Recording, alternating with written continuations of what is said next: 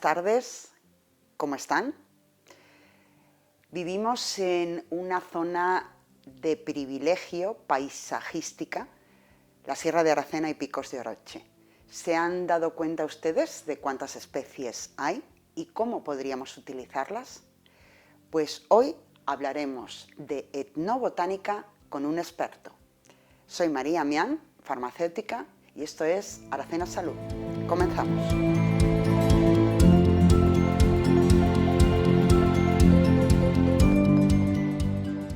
Buenas tardes de nuevo. Como ya les he presentado, hoy nuestro programa de Aracena Salud va de algo que a mí me encanta personalmente. Vamos a aprovechar, como hemos dicho, las plantas y todas las variedades que tenemos en nuestra Sierra de Aracena y Picos de Oroche, que les aseguro que son muchas y muy interesantes. Para hablar de todo esto, me hace especial ilusión presentarles a un colega, un farmacéutico que nos va a hablar de todas las plantas que podemos recolectar, que podemos aprender de ellas y que tienen un uso medicinal y que están aquí en nuestra sierra. Yo creo que esto a ustedes les puede sonar de algo, de nuestros padres, de nuestros abuelos, porque a quién no le han dicho esta planta sirve para esto, esta planta sirve para aquello. Es algo como que se transmite de padres a hijos y que está ahí. Bueno, pues sepan ustedes que hay una ciencia que se encarga de esto y que tenemos el gusto de que esté aquí con nosotros Manuel González Vázquez. Hola Manuel, ¿qué tal? Muy buenas María, muchísimas gracias por estar aquí, la verdad que es un placer estar en Aracena y Salud. Como ya hemos comentado, me encanta que existan este tipo de programas aquí en nuestra sierra y nada, dispuesto a dar a conocer todas las bondades de aquí de la medicina rural de la sierra de Aracena. Claro que sí, que no son pocas, como decíamos. No son pocas. Me hace mucha ilusión, he dicho que estés aquí porque tú eres una persona muy ocupada. Hemos tenido que hacer encajes de bolillos para que esté aquí. Muchas veces está por esas partes de España, del extranjero, das conferencias. Bueno, lo primero de todo, tú eres serrano. Yo soy serrano, realmente de nacimiento en Huelva capital, pero muy pronto, a los 5 años, vine a vivir a Cortegana y desde entonces hasta que fui a estudiar la carrera a Sevilla, sí, toda mi vida en la sierra. Tú has estudiado toda la carrera de farmacia en Sevilla. Exactamente. Yo empecé en Sevilla y acabé en Alcalá de Henares, ¿vale? Porque en Sevilla hay muchas distracciones, vamos a dejarlo así, pero bueno, lo importante yo creo que es terminar. Sí. Tú has terminado muy pronto, eres muy joven. Sí. ¿Cómo se te ocurre algo tan maravilloso y a la vez tan básico, que lo tenemos ahí, que tú te asomas a la ventana y ves plantas? ¿Y cómo se te ocurre sacar partido de eso, estudiarlas? Toda esa ciencia, esa palabreja tan rara que me has dicho antes, se llama etnobotánica. ¿Nos puedes explicar, por favor, qué es esto? Pues mira, verá, todo nace de, bueno, como tú sabes, en la carrera de farmacia tenemos varias asignaturas que tratan sobre plantas medicinales, también fitoterapia, por ejemplo, farmacognosia, ¿vale? O botánica farmacéutica. Te digo una cosa, Manuel, yo siempre he pensado que las 2 o 3 asignaturas más importantes de la carrera de farmacia es botánica o farmacognosia, que tienen mucho que ver, y galénica. Es decir, aunque ustedes no se lo creen, la inmensa mayoría de los medicamentos que nosotros compramos en la farmacia, que dispensamos y que están comercializados, provienen de las plantas, para que se hagan una idea de lo importante que eso es. Y parece que no, o sea, no las vemos, porque nosotros vemos una pastillita, vamos a decirlo así coloquialmente, blanca, que nos tomamos, pero ahí detrás hay mucha investigación y ahí detrás hay ¿qué procedencia hay? Claro, ahí hay realmente la mayoría, como bien dices, de los medicamentos proceden realmente de siglos de un uso tradicional que, bueno, ya cercanamente al siglo XIX se empiezan los científicos de la época a interesar por esos usos tradicionales que le daba la gente a las plantas. Previamente no, previamente todos los científicos, entre muchas comillas, de la época bebían de los grandes escritos de los grandes sabios clásicos como Dioscórides, Galeno y demás, ¿no? Pero en el siglo XVIII es cuando dicen, oye, ¿de dónde bebieron esta gente? ¿De dónde bebieron estos clásicos? Y se dan cuenta de que es de la medicina que practica el pueblo, la medicina rural o la medicina tradicional.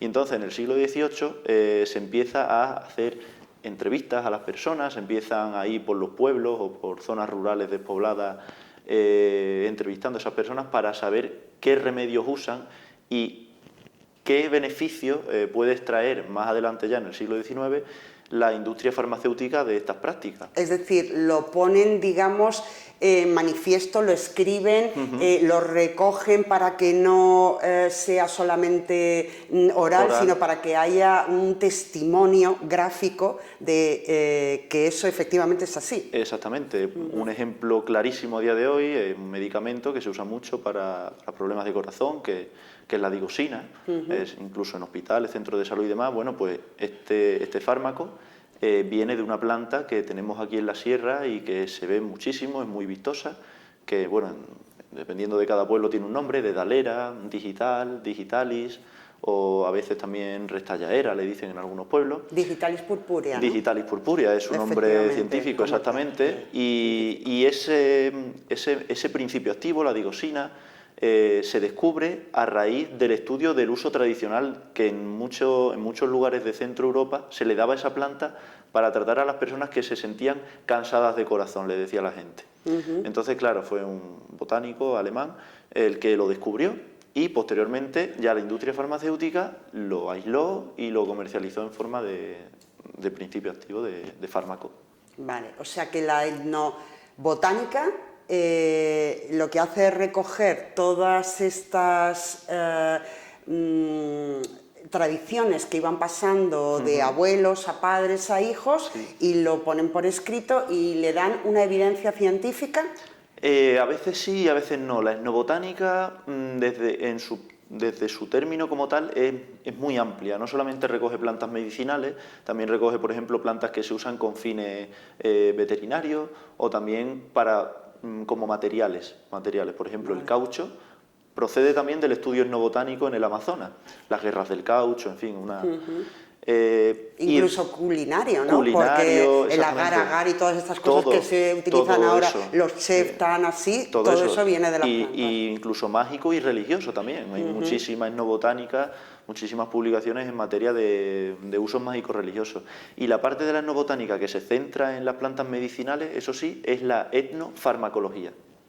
Es una rama de la etnobotánica.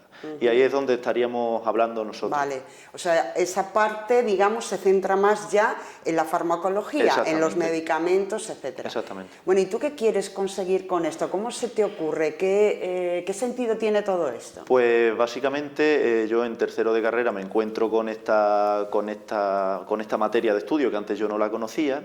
Y claro, yo como he vivido aquí toda la vida, tengo conocidos y amigos, buenos amigos que tienen muchísima relación con el campo y hemos pasado muchos ratos en el campo hablando de plantas o incluso con abuelos, con padres y demás. Y entonces, claro, yo me pregunto, digo, ostras, pues en la Sierra de Huelva tiene que haber estudios etnobotánicos hechos, tiene que haber cosas que a mí me sirvan, ¿no?, para interpretar mejor lo que es la naturaleza que veo. Pero para mi sorpresa no es que no haya, porque sí que hay algunos, pero están incompletos, están inconexos. ¿No se ha preocupado nadie de hacer, digamos, estudios un poco más de fondo? Sí, detallado, exactamente. Hay algunas cosas, incluso en literatura y narrativa tenemos obras de, por ejemplo, el escritor onubense Manuel Garrido Palacio, que ha escrito muchos libros de novelas donde él mezcla la magia un poco, la narrativa, la ficción y la realidad. Y introduce nombres de plantas de aquí, usos tradicionales. Ah, mira qué bien. O sea, coge ejemplos del campo que él veía en su día a día. Sí, tiene muchísima literatura publicada en ese sentido. Y también, por ejemplo, nuestro escritor máter, Rodolfo Recio, de Fuenterido, que su tesis doctoral era sobre la etnología, ¿no?, de toda la Sierra de Huelva, y tiene un capítulo dedicado a medicina tradicional. pero claro, no había nada que lo llevara hasta el final, ¿no? Hasta la investigación en el laboratorio de las especies más interesantes desde el punto de vista medicinal que tenemos aquí, y eso es lo que a mí me movió a proponer en el Departamento de Farmacología de la Universidad de Sevilla, que es donde trabajo actualmente, este proyecto de tesis doctoral que estoy haciendo ahora mismo. Imagino que se acogió con mucha ilusión, Sí. Te dieron el visto bueno, les pareció muy interesante, ¿no? Para un departamento de esas características. Sí. Vale, y entonces, ¿qué es lo que tú haces? O sea, tú coges la planta y ahora empiezas a destriparla, empiezas a hacer... Básicamente nosotros, antes de llegar a lo que son las plantas en sí, vamos a las personas, porque la etnobotánica puede tener fuentes documentales tipo libros, bibliográficas, pero sobre todo se nutre de la fuente oral de las personas.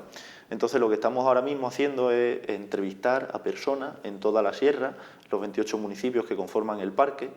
Estamos haciendo un tipo de entrevista donde está acotada un poco, pero bueno, puede salirse hacia unos márgenes siempre y cuando el informante, ¿no?, que se llama, así lo requiera. Hacemos salidas de campo con ellos también, nos enseñan plantas, todo eso se va redactando, se va escribiendo. Si ellos nos dejan, también hacemos grabaciones de voz y tal, para luego nosotros poder procesarla más tranquilamente en casa. Y de ahí sacamos las plantas más utilizadas en el parque. De esas, de las más utilizadas, vemos cuáles son las que están menos estudiadas a nivel científico, digamos, a nivel mundial.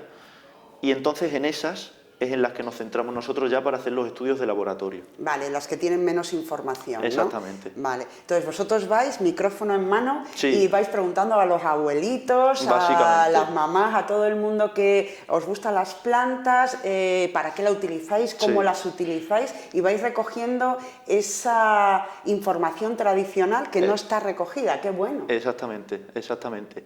Hay algunas empresas aquí en la Sierra de Huelva que hacen turismo activo, en Linares de la Sierra y aquí en Aracena. Bueno, hay una, Babel Nature, con la que tengo muy buena relación, y ellos hacen estas rutas etnobotánicas también, que animo a todo el mundo a hacer porque de verdad son muy ilustrativas, muy didácticas para la población de aquí de la Sierra, y ellos también se implican mucho en ese sentido. Nosotros lo que hemos hecho es recoger un poco el testigo de lo que ellos empezaron a hacer de manera didáctica y nosotros hacerlo más de manera académico-científica, diríamos. Claro. Más con un plus un poco más profesional, digamos. Sí, bueno, es unas entrevistas más profundas, durante un periodo de tiempo más largo, y luego sobre todo la validación fitoquímica y farmacológica ya en el laboratorio, ¿no? Entonces, básicamente eso es lo que estamos haciendo ahora. Vale, y bueno, ¿y cómo, qué les haces a las plantas? Yo tengo curiosidad por saber, las vas a las pobres partiendo, les vas metiendo un montón de reactivos, un montón, ¿qué pruebas hacéis? Pues mira, básicamente nosotros seguimos un tipo protocolo. Un tipo de protocolo que se llama ensayos biodirigidos. ¿Esto en qué consiste? Bueno, pues nosotros nos fijamos en para qué las usan las personas, para qué usan esas plantas las personas aquí en la sierra. Por ejemplo, imagínate una planta que se use para las úlceras estomacales, o para tratar o para curar heridas, ¿no?, en la piel. Pues nosotros buscamos en la bibliografía cuáles son los compuestos activos, los grupos de compuestos activos. Eso te iba a decir, porque para que ustedes sepan, no toda la planta es útil para sacar lo que queramos. Hay plantas que solo cogemos la raíz, hay otra que solo cogemos las hojas, hay otra que cogemos las semillas, la parte femenina, en fin, cada planta tiene activa una parte. Entonces nosotros nos fijamos de esa parte cuáles son los grupos de compuestos, diríamos, los principios activos de los que hablábamos antes, como la digosina, pues algo parecido, que más relación tienen con el uso tradicional para el cual la emplea la gente. Y entonces empezamos a hacer ensayos en esa dirección. Intentamos primero ver si esos compuestos tienen actividad antioxidante, antiinflamatoria, por ejemplo, en el caso de las heridas, cicatrizante, entonces reepitelizante. Entonces, claro, vamos así viendo si de verdad ese uso tradicional está respaldado de alguna manera desde el punto de vista científico. Vale. Y si lo está, el propósito es seguir. Y saber exactamente por qué. Es decir, esto es antiinflamatorio porque tiene este y este compuesto que así lo hacen. Exactamente. Y ya os puedo adelantar que estamos con ensayos de laboratorio de algunas especies, los cuales están dando muy buenos resultados de manera mimética con el uso que se les da aquí. Ajá. O sea que es cierto. Sí, sí, de momento podríamos decir que, por lo menos en las que estamos estudiando, sí que hay cierta evidencia detrás de ese uso tradicional que respalda que se haya usado para eso. Además tiene lógica, si son plantas que se han usado durante tantísimos miles de años, porque la medicina tradicional es como, entre muchas comillas, un gran ensayo clínico que se ha llevado haciendo a lo largo de milenios. Toda la vida. Es por ensayo-error. Si funciona me lo quedo y si me hace daño lo desecho. Entonces, bueno, normalmente tiene sentido que aparezcan este tipo de acciones farmacológicas. Sí. Eso quiere decir que hay cosas que se utilizan que son un poco mitos, es decir, que no realmente tienen ninguna base científica. ¿O cómo? Exactamente. Dentro de la medicina tradicional también nos encontramos que no es verdad todo lo que se practica, porque recordemos que una cosa se hereda oralmente, o bien si funciona, o bien si no hace daño. Y si hace daño, se hereda como tóxica, como una planta tóxica que mejor no te acerques a esa planta, como pasa aquí en la sierra con la ruda, o con el beleño o el estramonio. Pero que luego veremos que no es cierto. Porque yo tenía un profesor de toxicología, imagino que tú también, que decía que hay una palabra que es fundamental en toda la medicina, en todos los principios activos, que era dosis. Sí, exactamente. Que era dosis, o sea, una cosa mata o no mata dependiendo de la cantidad que nos tomemos, ¿vale? Entonces me acuerdo que decía algo así, todas las sustancias son tóxicas, o ninguna es tóxica. Y todo el mundo decíamos, ¿cómo? Y dices, decirme una sustancia que no sea tóxica. Y uno dijo, el agua. Y dice, ¿tú no has oído nunca de alguien que se haya ahogado? Bueno, pues eso, o sea, depende de la cantidad de que te tomes, ¿no? Una sustancia te puede curar o te puede matar. Exactamente, la dosis hace el veneno, como decía Paracelso. Efectivamente. Entonces, claro, en este caso también se pueden heredar usos tradicionales que no hagan daño, pero que tampoco ni beneficien a la persona. Por ejemplo, es el caso de un remedio muy extendido aquí en la sierra que le conocen como la cebolla almorrana, que es un uso que a lo mejor los oyentes lo han escuchado porque es que es muy extendido, pero realmente no tiene... ¿Y se utiliza como antihemorroidal? Se utiliza como antihemorroidal, pero fíjate tú, María, cómo es el uso, que es que dicen que antiguamente cuando tenías una hemorroide, lo que tenías que hacer con esa cebolla era dejarla debajo de la cama. Y conforme se fuera secando la cebolla, se iría eliminando la hemorroide. Entonces, como una conexión ahí mágico-mística un poco, que claro, no hace daño, no te hace daño, porque la hemorroide es una enfermedad, o sea, una patología, un síntoma, ¿no?, que se va a veces solucionando por sí solo, como el resfriado, ¿no? Se cura en 7 días con medicamentos y en una semana sin... Si te los tomas. Entonces, bueno, pues esto justifica un poco también que nosotros en nuestro trabajo tengamos que hacer una especie de cribado entre lo que sí puede tener una evidencia científica patente, ¿no? Lo real y lo místico, sí. Claro, porque hay gente que te puede decir que efectivamente le ha ido bien y esto, como yo digo, es muy poderoso. Exactamente. Si tú piensas que algo te va a hacer bien, te hace bien. Y si tú te tomas la cosa más maravillosa del mundo, que tú te la tomas sin fe y sabiendo que no te va a hacer nada, es que no te hace nada. O sea, yo creo que en nuestra cabeza también es muy potente ahí, aparte de la evidencia científica que pueda haber. Bueno, y no me gustaría acabar sin cortar este melón, pero muy poquito, porque estamos hablando de muchas plantas, pero hay algo que hay en nuestra sierra que mucha gente es muy fan y que tenemos mucho turismo, que es de los hongos, de las setas. Eso es como otro mundo aparte, de hecho es otro reino, ¿vale? No tiene que ver con las plantas, porque es otro reino.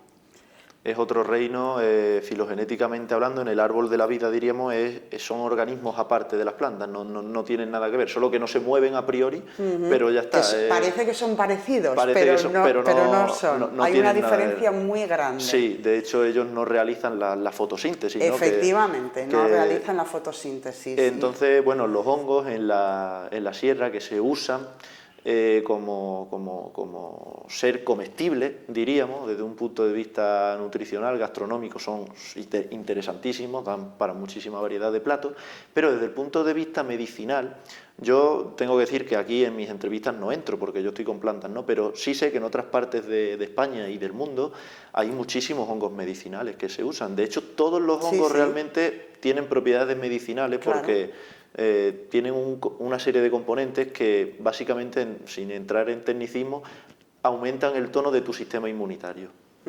Entonces es muy interesante y es curioso además que la época de mayor proliferación silvestre de los hongos comestibles sea también esta época de entrada en el invierno, otoño, que es cuando más patologías respiratorias y demás aparecen, ¿no?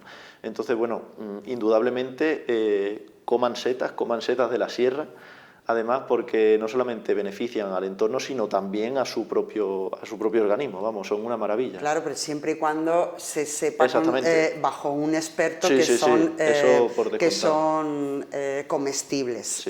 Vale, entonces yo creo que eso daría para otro programa, Manuel, porque eso es como, ya decimos, un mundo aparte.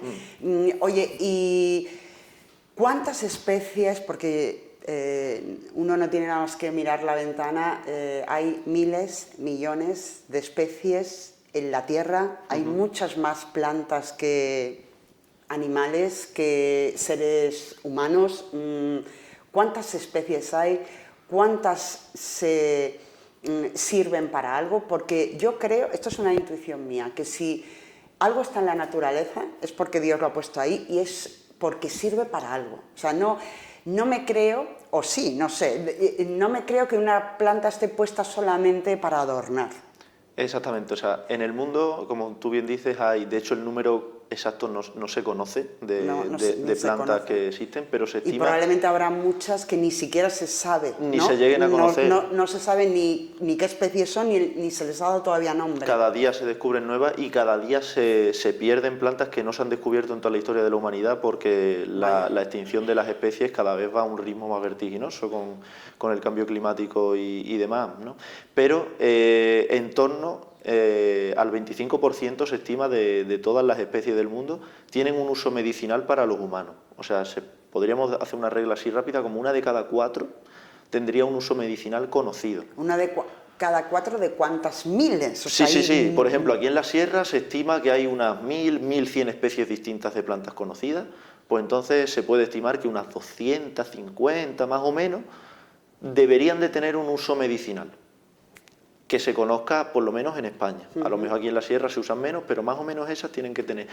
El resto no es que no sirvan para nada, tienen otros usos, por ejemplo ecológicos también, desde el punto de vista de los ecosistemas, y también son útiles, pero, hombre, no para los seres humanos en sí, pero sí para el resto del ecosistema, ¿no? O tienen un uso, por ejemplo, alimentario, culinario, ¿vale? Como materiales, como decíamos antes.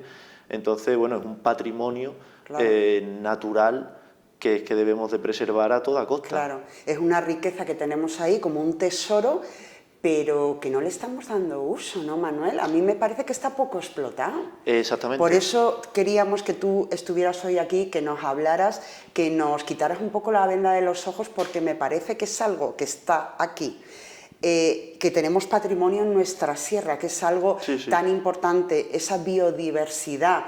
Viene cantidad de gente fuera, hace rutas, hace senderos, no nos damos cuenta de lo que tenemos y vamos a aprovecharlo, ¿no? Sí, totalmente. Existen ejemplos en otras partes del mundo donde esto se ha llevado a cabo, es decir, que básicamente lo lógico es aprovechar el patrimonio natural que tienes a tu alcance, ¿no? El problema de esto es que, claro, los usos tradicionales se van perdiendo la transmisión oral de estos usos. Entonces nosotros estamos cada vez más, sobre todo la franja más joven, ¿no?, de edad de aquí de la sierra, cada vez está más desconectada, porque claro, ese uso tradicional viene de una necesidad de supervivencia en un entorno hostil, no nos olvidemos de eso. La sierra ha sido un lugar geográficamente, tradicionalmente aislado, donde la gente tenía que sobrevivir con lo que tenía. Ahora mismo ya con los supermercados y demás, internet y demás cadenas de suministro, pues bueno, no necesitamos prestar tanta atención a lo que nos rodea, pero Sí que es cierto que la puesta en valor de esas plantas, de esas especies, podría ayudar mucho al desarrollo socioeconómico y a la diversificación de la actividad económica aquí en la sierra. Claro. Más allá, por ejemplo, se me ocurre así a priori un uso culinario, por ejemplo, de un fruto, por ejemplo, el madroño, ¿no? El madroño es un uso, o sea, es un fruto que es un fruto rojo riquísimo, pero que tú no lo ves comercializado en ningún supermercado y en cambio lo tenemos aquí en gran abundancia, ¿no? Sí. Pues lo mismo pasa con las plantas medicinales. Hombre, tenemos muchísimo hipérico, por ejemplo, que es de gran uso aquí, tenemos manzanilla dulce, manzanilla amarga, tenemos por ejemplo, árnica, tenemos paletosa, es decir, tenemos muchas plantas que se comercializan o vienen de fuera cuando las tenemos ya aquí. Qué contradicción, ¿no? Sí, sí, es una contradicción completa. Qué tontería, si las tenemos aquí, ¿por qué no las explotamos? ¿Por qué no hacemos algo nosotros? Así que el trabajo que estás haciendo no me extraña que haya resultado a todo el mundo muy interesante, porque es una forma de preservar. Exactamente, sí. Algo que tenemos que se nos está escapando y se nos está yendo. Así que nada, Manuel, muchas gracias otra vez. Dinos algunos ejemplos, nos has adelantado un poquito, pero dinos algunos ejemplos que tengamos aquí en la sierra y que todo el mundo conozcamos. Bueno, ¿puedo yo coger las plantas y aplicar? ¿O esto cómo se hace? Realmente habría que tener un poco de cuidado con la recolección silvestre, por dos motivos. Uno, porque siempre hay que ir de mano de un experto que conozca esa planta, porque hay plantas que se parecen mucho y tienen propiedades completamente distintas, ¿de acuerdo? Y luego, también porque la recolección silvestre genera un impacto al final negativo en el ecosistema. Entonces tienes que saber de qué zonas puedes recoger, de qué zonas no puedes recoger, no solamente por el propio daño que puedes hacer al ecosistema, sino por el propio daño que te puedes hacer tú, porque si tú recoges una planta en una cuneta de una carretera, puede estar ese sustrato en el que ella nace contaminado, por ejemplo, con residuos de los coches, con polvo, etcétera. Entonces, o lo mismo pasa con los cursos de los ríos que vienen con aguas contaminadas, ¿no? Entonces, en fin, esto hay que tener cuidado y hay que intentar que el sistema agrario de aquí de la sierra se especialice un poquito en esto, con ayuda técnica y demás de formadores profesionales, para que estos cultivos de plantas que están en el campo, pero que se hagan de una manera un poquito más controlada y librándonos tanto de la presión negativa al ecosistema como de la presión nuestra negativa porque esas plantas puedan estar contaminadas o en mal estado, ¿no? Y con respecto a lo que me comentabas de algunos ejemplos, aunque todavía estamos haciendo entrevistas, pero ya tenemos bastantes hechas, tenemos como 100, 110 entrevistas hechas en este anterior año, si vamos un poco de la cabeza a los pies, vamos a decir que tradicionalmente de las patologías que más se han preocupado los serranos y las serranas es, por un lado, del nerviosismo y de dormir bien. Yo creo que eso a todo el mundo nos toca. Ahí hay una planta que es muy, muy citada, que aquí se le conoce como tila, que no es la tila de la farmacia, es un género de planta completamente distinto, es el espino albar, que en otros sitios se le llama majuelo, pero aquí en la sierra tenemos ese nombre vernáculo, ese nombre popular que es tila. Hay algunos medicamentos que llevan en su composición espino. Exactamente. Que a lo mejor se hacen como coadyuvante o junto con valeriana, junto con pasiflora. Todo eso nos suena un poquito. Es una planta súper estudiada desde el punto de vista científico, con las propiedades súper avaladas también desde el punto de vista científico, y además lo mejor de todo es que es muy segura, genera muy pocas interacciones. Nos serviría de tranquilizante o de un poco hipnótico, de inductor del sueño un poquito, ¿no? Fíjate, María, que aquí en la sierra, incluso antiguamente en los funerales, era tradicional llevar a la casa de la viuda o del viudo, de la persona que hubiera fallecido, llevar una tetera, diríamos, con una infusión de flores y de hojas de para tilo. Calmar un poco los nervios porque la gente estaba un poco... Y se repartía, y a veces se asociaba con flor de naranjo, con azahar, que aquí las mujeres eran las que lo hacían tradicionalmente con una sábana debajo del naranjo, vareaban las flores y dejaban que cayera, y esas las secaban. Esa y las imagen usaban. Yo creo que la tenemos todos un poco de las películas, un poco de haberla visto de documentales antiguos. Pues aquí se hacía eso. Y además del sueño y del insomnio, se han preocupado muchísimo por las enfermedades respiratorias estacionales, sobre todo por los resfriados y la bronquitis.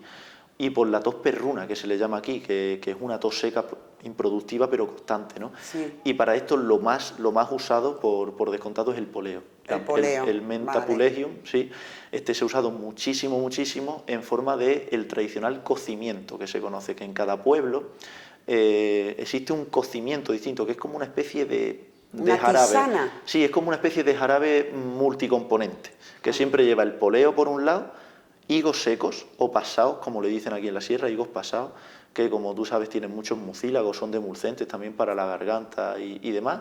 Y ya luego, en función de cada pueblo, de su flora más cercana, pues le añaden también hojas de eucalipto, flor de jara pringosa, cáscara de naranja o de limón, y ese es como el jarabe serrano que se ha usado aquí tradicionalmente en esta época mismo en la que estamos ahora. Para tos, expectoración, para Sí.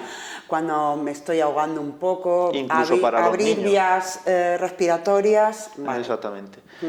Y ya posteriormente las dos últimas preocupaciones, diríamos, serían problemas de estómago, concretamente úlceras gastrointestinales, para las cuales se ha usado la paletosa, que es una planta que crece en los caminos, Ditrichia vicosa, si alguien lo quiere buscar, es su nombre científico, y es una planta que, como su propio nombre indica, pues es muy pegajosa, por eso el epíteto viscosa, y tiene también mucha evidencia en la curación de úlceras gastrointestinales y de heridas. Y esta la gente aquí se la tomaba en infusión, y la tomaba por largos periodos de tiempo también sin ningún tipo de problema. Y ya enlazando con problemas de piel, con heridas tanto del ganado o de las bestias, como se le decía aquí a los animales, y también de las personas, para las cuales también pues, se ha usado esto mismo, la paletosa también, o el árnica, que se le conoce aquí el árnica, que no es el árnica de la farmacia tampoco, volvemos ahí, es otro género completamente distinto, el género Pulicaria, Vale. no tiene nada que ver. Pero también en infusión y en cocimiento se aplicaban sobre las heridas de personas y animales, y ha sido un éxito en las entrevistas increíble, vamos. Claro, me parece estupendo. Bueno, y ya para terminar, Manuel, ¿qué podemos hacer nosotros como concienciación? Tú ya nos has adelantado un poquito. Tener cuidado a la hora de recolectar, porque puede ser mal para nuestra salud y para el ecosistema puede ser que no le estemos haciendo un favor. ¿Qué podemos hacer nosotros para preservar? Si sabemos algo de alguna uso tradicional, a lo mejor la gente que nos escucha sabe de algo que hacía sus abuelos, sus padres, se pueden poner en contacto contigo. Exactamente. Dinos cómo, dónde. Sí, pues mirad, si queréis participar en el estudio, que es súper sencillo porque es una pequeña entrevista de 20-30 minutos, o si el conocimiento que tenéis es mucho, pues una hora como mucho.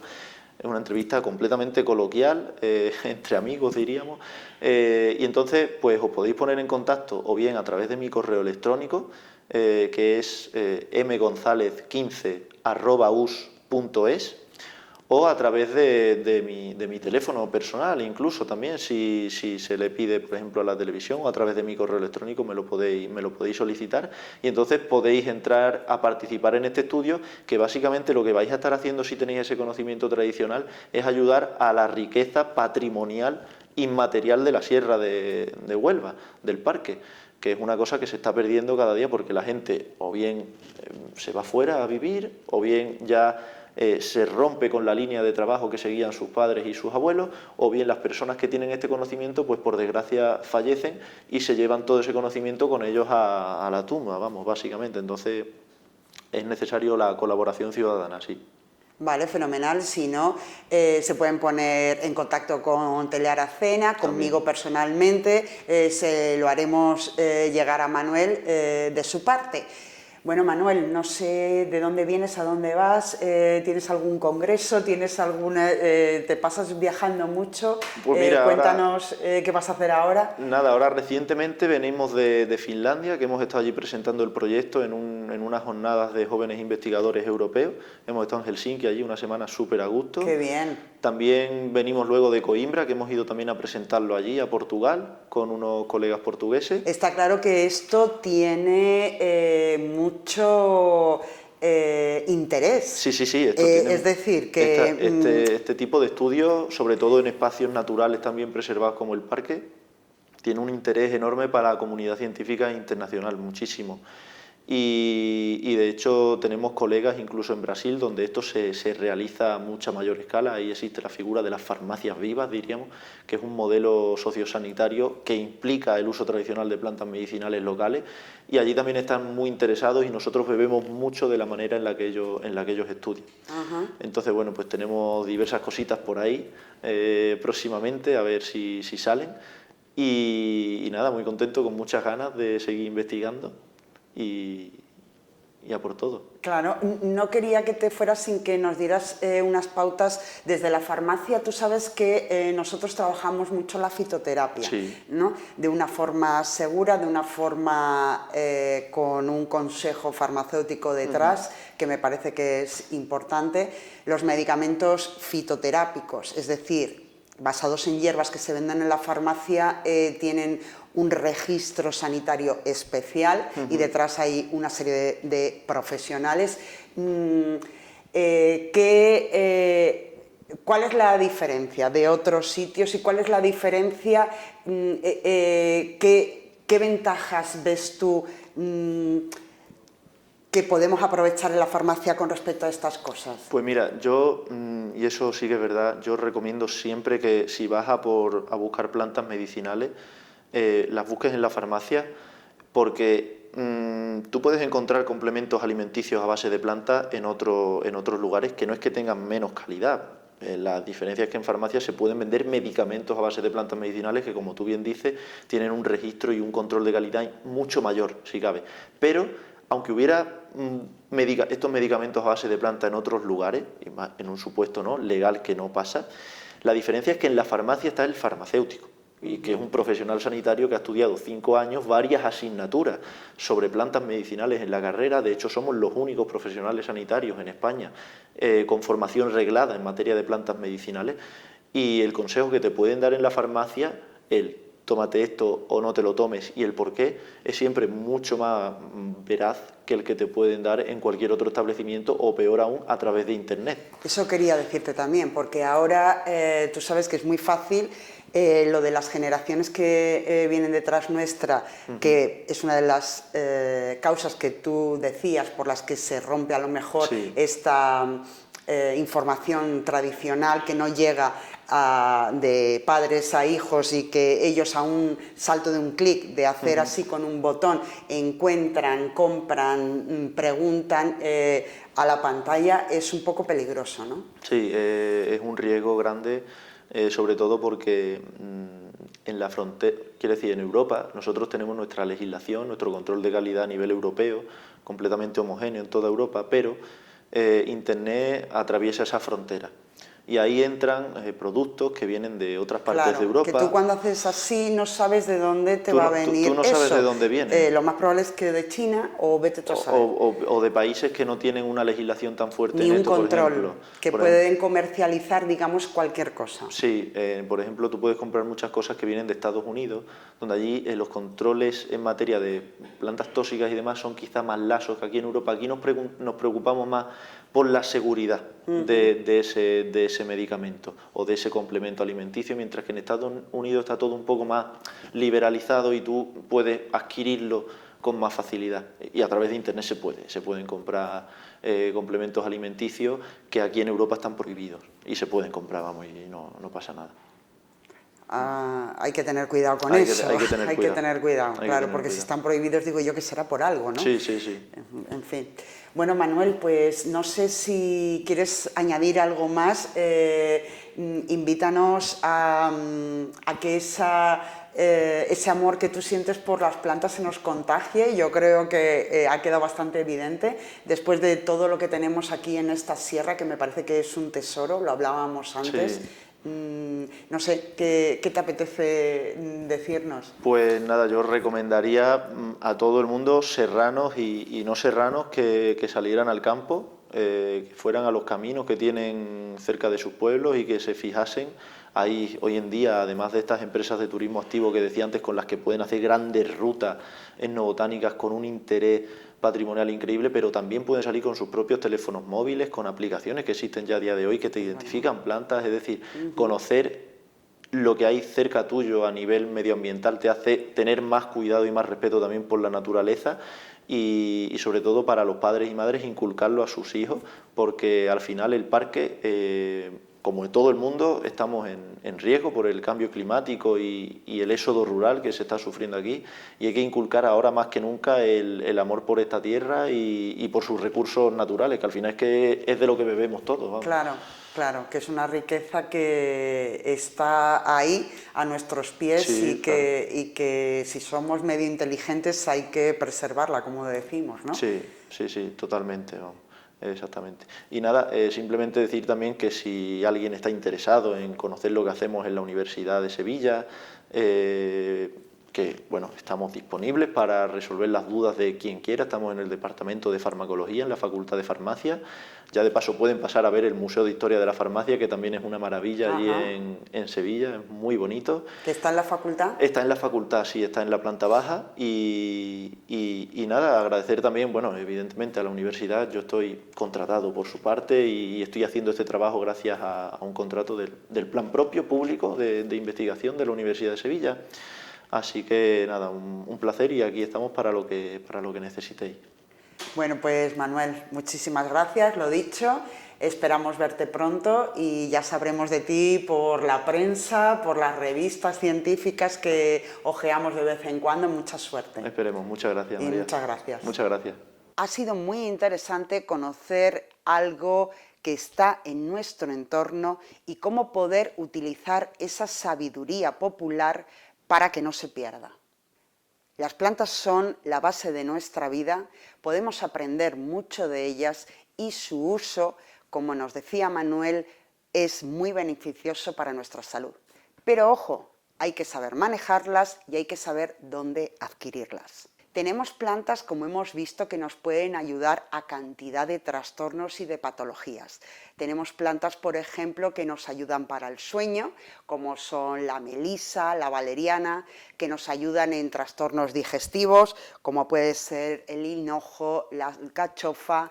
Nos ayudan en procesos respiratorios, como puede ser el eucalipto, la hiedra, que activan nuestro sistema inmunitario, como puede ser la equinacia, que nos ayudan al cansancio, como está el ginseng, el guaraná, la maca, al control de peso, como el plantago, la garcina, incluso para la ansiedad y el estrés, como puede ser la melisa. Recordamos que la mayoría de los medicamentos provienen de estas plantas. Y en nuestra sierra tenemos la suerte de contar con muchos ejemplos de ellas, como nos contaba Manuel. No me gustaría terminar sin hacerles una recomendación, y es un sendero que también hablamos de ello, en el cual ustedes pueden pasear, pueden hacer ejercicio. Creo que ya hemos hablado varias veces de los beneficios que tiene para la salud hacer ejercicio y deporte, pero además en el momento de hacer este sendero pueden ustedes ver, oler, sentir diferentes especies de plantas.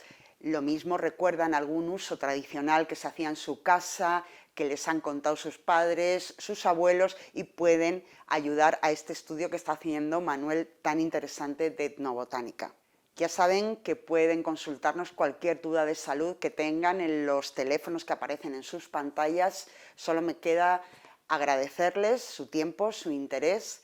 Les invito a un nuevo programa dentro de 15 días de Aracena Salud. Ya saben, hasta entonces, cuídense.